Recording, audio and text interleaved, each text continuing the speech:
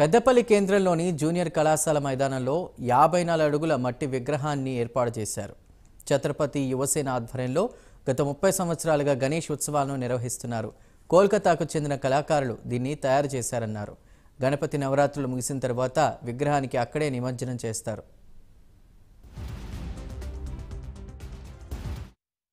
54 అడుగుల మహాగణపతిని మట్టి గణపతిని మనం ఏర్పాటు చేసుకోవడం జరిగింది. ఇది పూర్తిగా వాటర్ తోటే కడగడం జరుగుతూ ఉంది. మట్టి, జనపనార, గడ్డి, ఇతర సామాగ్రితోటి మనం న్యాచురల్ గణనాథిని ఏర్పాటు చేసుకోవడం జరిగింది.